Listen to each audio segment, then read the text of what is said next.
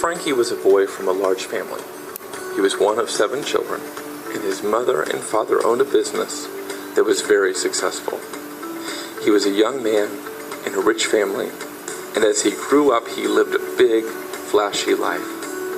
But Frankie was also incredibly compassionate. His father owned a store, and one day his father had sent him out to sell some products. He was selling when a beggar came up asking for money. Frankie finished the deal and then left everything his father had sent him with and found that beggar. He emptied his pockets, giving the man everything he had, including the profit. His friends teased him, and his father was incredibly angry. When he went on a trip to the capital, he saw homeless and poor people begging, and since Frankie was a fairly strange kid, he just joined in with them. It changed his life. He decided from then on that he wanted to be poor too. Back home, he went to a little country church near town and had a vision to repair God's house. He thought, well, I can work on this little church, sure. He went and got some things from his father's store and sold them to make money for that little church. His father was angry. He and his father ended up in court, and in front of everyone, he said that he wanted nothing to do with his father and gave up his entire inheritance. In fact, he realized that it was his father that provided even the clothes on his back. So he took them off right there and gave them back. One day, Frankie heard a sermon based on Matthew 10:9, where Christ sends out the 12 disciples, telling them to take nothing with them, not even a staff or money. The sermon inspired Frankie, and he became devoted to being homeless and poor himself.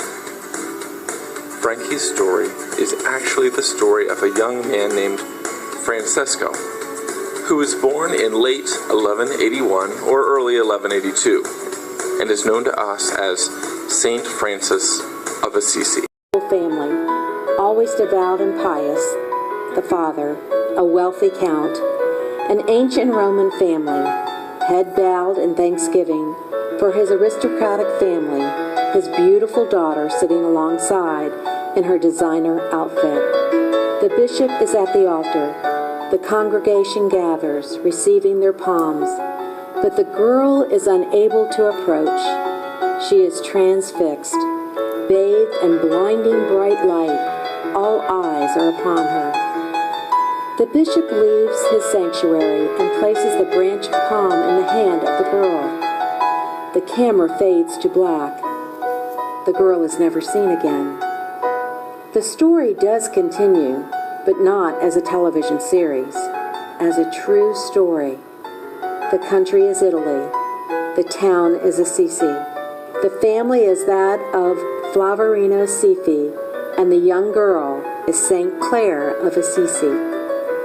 She is now hidden away in a monastery outside the town in a rough, thick veil and a plain brown tunic. Her head has been shaven, and she has tossed away her Easter finery and the hopes and dreams of her family. It is the time for her to follow her own dreams of Jesus Christ, as did her spiritual mentor and the first saint of Assisi, St. Francis. Clare had met him when he came to preach at a Lenten service. She realized her calling was not the high life of the upscale Rome, but the right to abandon all her worldly goods, to be distributed to the poor in the name of Him who was the way, the truth, and the light. St. Francis had immediately recognized her as a chosen soul and agreed to help her begin her life with Christ. He placed her in a humble chapel in San Dominino. Her dedication attracted others, and thus became the Poor Ladies of St. Clare, a monastic life for women, honoring the life and word of their Lord by living in poverty, manual labor, and prayer.